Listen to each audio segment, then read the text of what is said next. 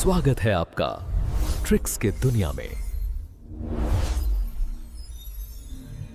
यहां मिलेगा हर टॉपिक, हर फील्ड का ज्ञान। भारतीय संविधान का निर्माण। जी, इस भाग में हम यही समझेंगे कि भारतीय संविधान आखिर बना कैसे, इसकी पूरी प्रक्रिया क्या थी। एक ऐतिहासिक यात्रा एवं विस्तृत विश्लेषण। बिल्कुल, ये वाकई एक ऐतिहासिक सफर था और हम इसका एक गहरा विश्लेषण करेंगे। तो सबसे पहले संविधान सभा का गठन और उसकी कार्यप्रणाली। हाँ, मतलब कि ये सभा बनी कैसे और इसने काम किस तरह से किया। और इसके स्रोतों और समितियों का विस्तृत अध्ययन भी करेंगे। जी, कि संविधान के लिए विचार कहाँ-कहाँ से लिए गए और कौन-कौन सी समितियां इस पर काम कर रही थी। और हाँ, परीक्षा उपयोगी महत्वपूर्ण तथ्य और तिथियां। बिल्कुल, जो भी परीक्षा के लिए जरूरी फैक्ट्स और तारीखें हैं उन पर भी हम ध्यान देंगे। एक जरूरी परीक्षा तथ्य, भारतीय संविधान विश्व का सबसे लंबा लिखित संविधान है। हाँ, ये जानना बहुत जरूरी है कि भारत का संविधान दुनिया में सबसे लंबा हाथ से लिखा गया संविधान है। अब आते हैं संविधान सभा की संरचना पर। जी, अब हम देखेंगे कि सभा का ढांचा कैसा था। कुल सीटें 1946 में 389 थी। हाँ, जब 1946 में सभा बनी तो इसमें कुल 389 सीटें थीं। इनमें से 296 ब्रिटिश भारत के लिए, मतलब 389 में से 296 सीटें उन क्षेत्रों के लिए थीं जिन पर अंग्रेजों का सीधा शासन था। और 93 सीटें थीं देशी रियासतों के लिए। जी, और जो बची हुई 93 सीटें थीं वो उन रियासतों के लिए थीं जहां राजाओं का शासन था। चुनाव का आधार था प्रति 10 लाख जनसंख्या पर एक सीट। हाँ, सीटों का जो बंटवारा था वो जनसंख्या के आधार पर किया गया था। हर 10 लाख लोगों पर एक सीट रखी गई थी। लेकिन फिर विभाजन हुआ। विभाजन के बाद क्या हुआ? देखिए, भारत के विभाजन के बाद सभा की संरचना में मतलब उसके स्ट्रक्चर में बदलाव आया। कुल सदस्य संख्या घटकर 299 रह गई। हाँ, बंटवारे के बाद जो कुल संख्या 389 थी वो कम होकर 299 हो गई। और इसमें से 229 ब्रिटिश प्रांतों से थे और 70 रियासतों से। बिल्कुल, इन 299 सदस्यों में से 229 ब्रिटिश प्रांतों से थे और 70 सदस्य देशी रियासतों से थे। एक और परीक्षा तथ्य, संविधान सभा के सदस्य अप्रत्यक्ष रूप से निर्वाचित हुए थे। हाँ, ये पॉइंट बहुत जरूरी है कि संविधान सभा के सदस्यों का चुनाव सीधे जनता ने नहीं किया था, बल्कि ये एक अप्रत्यक्ष यानी इनडायरेक्ट चुनाव था। अब बात करते हैं ऐतिहासिक बैठकों और उद्देश्य प्रस्ताव की। जी, अब हम संविधान सभा की जो जरूरी बैठकें हुई और जो उद्देश्य प्रस्ताव था उस पर बात करेंगे। 9 दिसंबर 1946 पहली बैठक। डॉक्टर सच्चिदानंद सिन्हा को अस्थायी अध्यक्ष चुना गया। हाँ, तो पहली बैठक हुई 9 दिसंबर 1946 को और इसमें एक फ्रेंच परंपरा के अनुसार सभा के जो सबसे वरिष्ठ सदस्य थे डॉक्टर सच्चिदानंद सिन्हा, उन्हें अस्थायी अध्यक्ष बना दिया गया। लेकिन मुस्लिम लीग ने इस बैठक का बहिष्कार किया था। जी हाँ, मुस्लिम लीग इस पहली बैठक में शामिल नहीं हुई थी। फिर 11 दिसंबर 1946 को डॉक्टर राजेंद्र प्रसाद स्थायी अध्यक्ष और एच.सी. मुखर्जी उपाध्यक्ष निर्वाचित हुए। बिल्कुल, 2 दिन बाद 11 दिसंबर को डॉक्टर राजेंद्र प्रसाद को सभा का स्थायी अध्यक्ष चुन लिया गया और एच.सी. मुखर्जी को उपाध्यक्ष। और 13 दिसंबर 1946 को पंडित जवाहरलाल नेहरू ने उद्देश्य प्रस्ताव पेश किया। जी, ये बहुत ही ऐतिहासिक दिन था। 13 दिसंबर 1946 को पंडित जवाहरलाल नेहरू ने ये ऑब्जेक्टिव्स रेजोल्यूशन सभा के सामने रखा। इसमें भारत को एक स्वतंत्र संप्रभु गणराज्य घोषित करने का संकल्प था। हाँ, इस प्रस्ताव में यही बताया गया था कि भारत एक पूरी तरह से स्वतंत्र मतलब इंडिपेंडेंट सॉवरेन रिपब्लिक बनेगा जो अपने फैसले खुद लेगा।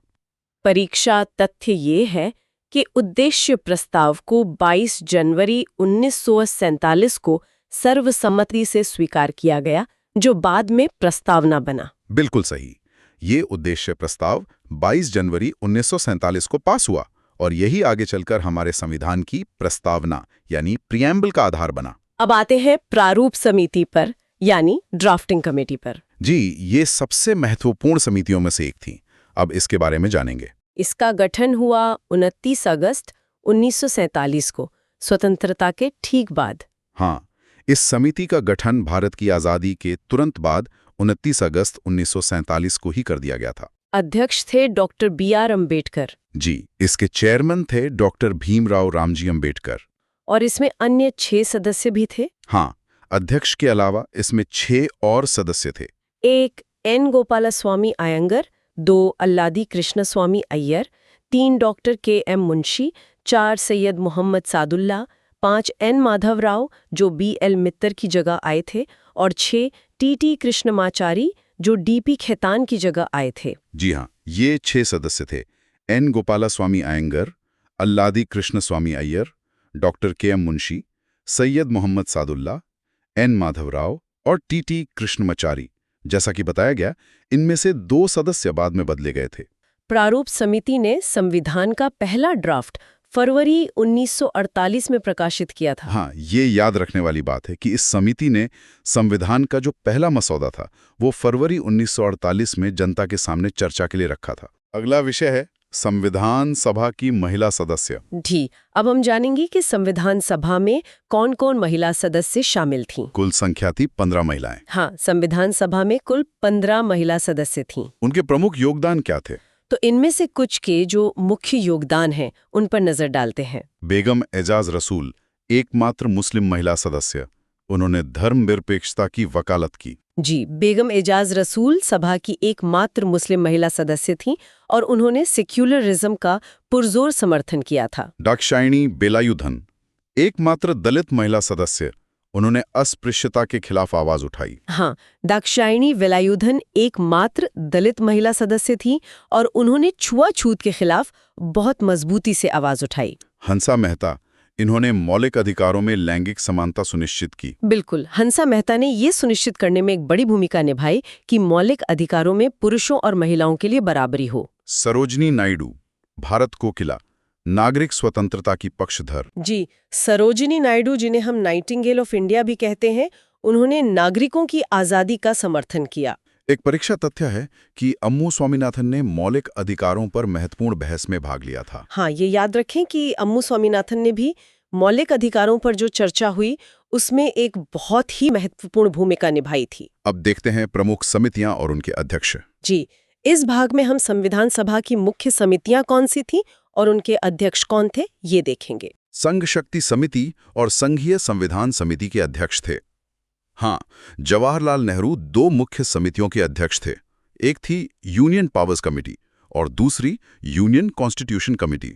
सरदार वल्लभ भाई पटेल प्रांतीय संविधान समिति और मौलिक अधिकार और अल्पसंख्यक सलाहकार समिति के अध्यक्ष थे। जी, सरदार वल्लभ भाई पटेल भी 2 प्रमुख समितियों के अध्यक्ष थे। एक तो प्रोविंशियल कॉन्स्टिट्यूशन कमेटी और दूसरी मौलिक अधिकारों और अल्पसंख्यकों से संबंधित सलाहकार समिति। डॉक्टर राजेंद्र प्रसाद संचालन समिति और प्रक्रिया नियम समिति के अध्यक्ष थे। बिल्कुल, डॉक्टर राजेंद्र प्रसाद इन 2 समितियों के अध्यक्ष थे, स्टीयरिंग कमेटी और प्रक्रिया नियम समिति। JB कृपलानी मौलिक अधिकार उप समिति के अध्यक्ष थे। हाँ, ये परीक्षा के लिए एक बहुत महत्वपूर्ण फैक्ट है कि जो फंडामेंटल राइट सब कमेटी थी उसके अध्यक्ष JB कृपलानी थे। अब आते हैं संविधान के स्रोतों पर, भाग 1। जी, अब हम देखेंगे कि भारतीय संविधान बनाने के लिए जो प्रावधान थे वो किन-किन देशों से लिए गए। ब्रिटेन से ली गई संसदीय शासन प्रणाली। हाँ, सरकार की जो पार्लियामेंट्री सिस्टम है वो हमने ब्रिटेन से लिया है। और कानून का शासन भी। जी, ब्रिटेन से ही रूल ऑफ लॉ का सिद्धांत भी लिया गया, जिसका सीधा-सीधा मतलब है कि कानून सबसे ऊपर है। एकल नागरिकता का प्रावधान भी वहीं से है। बिल्कुल, पूरे देश के लिए एक ही नागरिकता यानी सिंगल सिटीजनशिप का प्रावधान भी ब्रिटेन से ही लिया गया है। अब अमेरिका की बात करते हैं। वहां से मौलिक अधिकार लिए गए। जी, नागरिकों के जो फंडामेंटल राइट्स हैं उनका विचार अमेरिका के संविधान से लिया गया है। न्यायपालिका की स्वतंत्रता भी। हाँ, हमारी न्यायपालिका की जो आजादी का सिद्धांत है, इंडिपेंडेंट जुडिशरी, वो भी अमेरिका से ही प्रेरित है। न्यायिक पुनर्विलोकन। जी, अमेरिकी संविधान से ही जुडिशियल रिव्यू की शक्ति ली गई है, जिससे अदालतें कानूनों की संवैधानिकता की जांच कर सकती हैं। और उपराष्ट्रपति का पद भी। हाँ, उपराष्ट्रपति का जो पद है वो भी अमेरिका के संविधान से ही लिया गया है। उसका मूल विचार अमेरिकी संविधान से ही आया है। अब संविधान के स्रोत, भाग 2। जी, अब कुछ और देशों के बारे में जानेंगे जहां से संविधान के लिए प्रावधान लिए गए। आयरलैंड से राज्य के नीति निर्देशक तत्व और राज्यसभा में नामांकन। हाँ, आयरलैंड से DPSP यानी राज्य के नीति निर्देशक तत्व लिए गए हैं और राज्यसभा में सदस्यों को मनोनीत करने की जो प्रक्रिया है वो भी वहीं से ली गई है। कनाडा से सशक्त केंद्र के साथ संघीय व्यवस्था और अवशिष्ट शक्तियां। बिल्कुल। कनाडा से एक मजबूत केंद्र वाली फेडरल व्यवस्था और जो अवशिष्ट शक्तियां यानी रेजिजुअल पावर्स हैं, उनका सिद्धांत लिया गया है। ऑस्ट्रेलिया से समवर्ती सूची और संयुक्त बैठक। जी, ऑस्ट्रेलिया के संविधान से कॉन्करेंट लिस्ट का विचार लिया गया, जिस पर केंद्र और राज्य दोनों कानून बना सकते हैं, और संसद की जॉइंट सिटिंग का प्रावधान भी वहीं से लिया गया है। सोवियत संघ से मौलिक कर्तव्य। हाँ, नागरिकों के जो फंडामेंटल ड्यूटीज हैं, उनका विचार पूर्व सोवियत संघ यानी यूएसएसआर के संविधान से लिया गया है।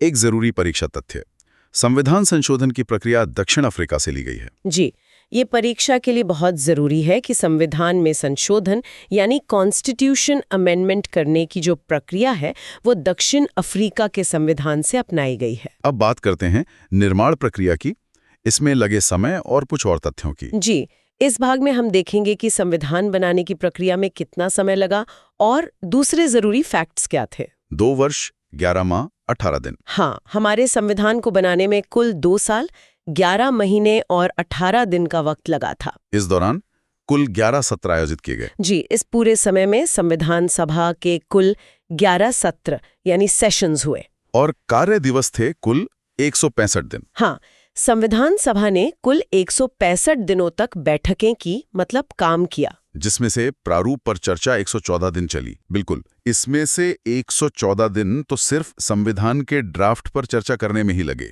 कुल व्यय हुआ लगभग 64 लाख रुपए। जी, संविधान के निर्माण में उस समय लगभग 64 लाख रुपए का खर्च आया था। अंतिम सत्र 24 जनवरी 1950 को आयोजित हुआ, जब सदस्यों ने संविधान पर हस्ताक्षर किए। हाँ, संविधान सभा का जो आखिरी सत्र था वो 24 जनवरी 1950 को हुआ था, और इसी दिन सदस्यों ने संविधान की अंतिम प्रति पर अपने हस्ताक्षर किए थे। अब आते हैं प्रस्तावना पर, संविधान का परिचय। जी, अब हम प्रियम्बल के बारे में जानेंगे, जिसे संविधान का परिचय पत्र भी कहते हैं। इसकी शुरुआत होती है हम भारत के लोग से। इसका मतलब है कि शक्ति का स्रोत जनता है। बिल्कुल, प्रस्तावना की शुरुआत we the people of India से होती है, जिसका सीधा मतलब है कि संविधान को जो शक्ति है वो भारत की जनता से ही मिलती है। ये भारत की प्रकृति बताती है, संप्रभु, समाजवादी, पंथनिरपेक्ष, लोकतांत्रिक, गणराज्य। जी, ये भारत के स्वरूप को बताती है कि भारत एक सॉवरेन, सोशलिस्ट, सेक्युलर, डेमोक्रेटिक और रिपब्लिक है। और ये 3 तरह के न्याय का वादा करती है, सामाजिक, आर्थिक और राजनीतिक। हाँ, प्रस्तावना सभी नागरिकों के लिए 3 प्रकार के जस्टिस का वादा करती है, सोशल, इकोनॉमिक और पॉलिटिकल। 42वां संशोधन 1976 द्वारा समाजवादी, पंथनिरपेक्ष और अखंडता शब्द जोड़े गए। जी, 1976 में जो 42वां संविधान संशोधन हुआ था, उसके जरिए प्रस्तावना में 3 नए शब्द जोड़े गए, समाजवादी, पंथनिरपेक्ष और अखंडता। के.एम. मुंशी ने प्रस्तावना को राजनीतिक जन्मकुंडली कहा था। हाँ, ये जानना महत्वपूर्ण है कि के.एम. मुंशी ने प्रस्तावना को पॉलिटिकल हॉरोस्कोप की संज्ञा दी थी। अब मौलिक अधिकार और अनुच्छेद 32। जी, अब हम फंडामेंटल राइट्स और आर्टिकल 32 के महत्व को समझेंगे। संविधान के भाग 3 को भारत का मैग्ना कार्टा कहा जाता है। हाँ, संविधान के पार्ट 3 में मौलिक अधिकार दिए गए हैं और इस भाग को मैग्ना कार्टा ऑफ इंडिया कहा जाता है। समानता और स्वतंत्रता के अधिकार अनुच्छेद 14 से 22 में है। जी, समानता और स्वतंत्रता के जो अधिकार हैं वो आर्टिकल 14 से लेकर 22 में दिए गए हैं। अनुच्छेद 32 है संवैधानिक उपचारों का अधिकार। बिल्कुल, आर्टिकल 32 संवैधानिक उपचारों का अधिकार देता है। इसका मतलब है कि नागरिक सीधे सुप्रीम कोर्ट जा सकते हैं। हाँ, इसका सीधा मतलब ये है कि अगर किसी भी नागरिक के मौलिक अधिकारों का उल्लंघन होता है तो वो सीधे सुप्रीम कोर्ट जा सकता है। और सुप्रीम कोर्ट 5 प्रकार की रिट जारी कर सकता है। जी, इन अधिकारों को लागू करवाने के लिए सुप्रीम कोर्ट 5 तरह के विशेष आदेश, जिन्हें रिट्स कहते हैं, जारी कर सकता है, जैसे बंदी प्रत्यक्षीकरण, परमादेश वगैरह। डॉक्टर अंबेडकर ने अनुच्छेद 32 को संविधान की आत्मा कहा, क्योंकि यह अधिकारों को प्रवर्तनीय बनाता है। हाँ, ये परीक्षा के लिए बहुत ही महत्वपूर्ण है कि डॉक्टर अंबेडकर ने अनुच्छेद 32 को संविधान की आत्मा कहा था, क्योंकि यही वो अनुच्छेद है जो मौलिक अधिकारों को लागू करने योग्य यानी एनफोर्सेबल बनाता है। अब समझते हैं अंगीकरण और लागू होने में क्या अंतर है। जी, अब हम जानेंगे कि संविधान को अपनाया कब गया और इसे पूरी तरह से लागू कब किया गया? 26 नवंबर 1949, जिसे हम संविधान दिवस भी कहते हैं। हाँ, 26 नवंबर 1949 को, जिसे अब कॉन्स्टिट्यूशन डे के रूप में मनाया जाता है, कुछ महत्वपूर्ण चीजें हुई। इस दिन संविधान को अंगीकृत और आत्मर्पित किया गया। जी, इसी दिन संविधान सभा द्वारा संविधान को अडॉप्ट किया गया था, यानी अपनाया गया था। नागरिकता और चुनाव जैसे कुछ प्रावधान तुरंत लागू हुए। बिल्कुल, संविधान के कुछ हिस्से जैसे नागरिकता और चुनाव से जुड़े प्रावधान इसी दिन से लागू हो गए थे। और कुल 284 सदस्यों ने इस पर हस्ताक्षर किए। जी, इस दिन कुल 284 सदस्यों ने संविधान पर अपने हस्ताक्षर किए थे। और फिर आए तारीख 26 जनवरी 1950, हमारा गणतंत्र दिवस। जी, 26 जनवरी 1950 को, जिसे हम रिपब्लिक डे के रूप में मनाते हैं, संविधान पूरी तरह से लागू हुआ। संविधान पूर्ण रूप से लागू हुआ। हाँ, इसी तारीख से भारत पूरी तरह से एक गणराज्य बन गया। इसका कारण था कि 1930 में इसी दिन पूर्ण स्वराज दिवस मनाया गया था। बिल्कुल, इस तारीख को चुनने का कारण यही था कि 1930 में इसी दिन भारतीय राष्ट्रीय कांग्रेस ने पूर्ण स्वराज दिवस मनाया था। परीक्षा के लिए दो और तथ्य: 22 जुलाई 1947 को राष्ट्रीय ध्वज और 24 जनवरी 1950 को राष्ट्रीय गान अपनाया गया। जी, ये दो और महत्वपूर्ण तारीखें हैं। हमारा राष्ट्रीय ध्वज 22 जुलाई 1947 को और राष्ट्रीय गान 24 जनवरी 1950 को अपनाया गया। और अंत में निष्कर्ष और विरासत। जी, अंत में हम संविधान की विरासत और उसकी मुख्य विशेषताओं पर एक नजर डालेंगे। यह एक जीवंत दस्तावेज है जिसमें समय के साथ संशोधन की क्षमता है। बिल्कुल, भारतीय संविधान एक लिविंग डॉक्यूमेंट है, क्योंकि अनुच्छेद 368 के तहत समय की जरूरतों के हिसाब से इसमें बदलाव यानी अमेंडमेंट्स किए जा सकते हैं। ये नम्यता और अनम्यता का मिश्रण है। हाँ, ये कठोरता और लचीलेपन का एक मिश्रण है। मतलब इसके कुछ हिस्सों को तो आसानी से बदला जा सकता है, जबकि कुछ को बदलने के लिए एक विशेष बहुमत की जरूरत होती है। और इसमें एक एकीकृत न्यायपालिका है। जी, भारत में एक इंटीग्रेटेड जुडिशरी है, जिसमें सबसे ऊपर सुप्रीम कोर्ट है और उसके अधीन राज्यों के हाई कोर्ट हैं। इसका महत्व ये है कि ये केवल कानून नहीं बल्कि सामाजिक परिवर्तन का साधन है। बिल्कुल सही। इसका महत्व यही है कि ये सिर्फ कानूनों की एक किताब नहीं है, बल्कि ये समाज में बदलाव लाने का एक बहुत शक्तिशाली माध्यम भी है।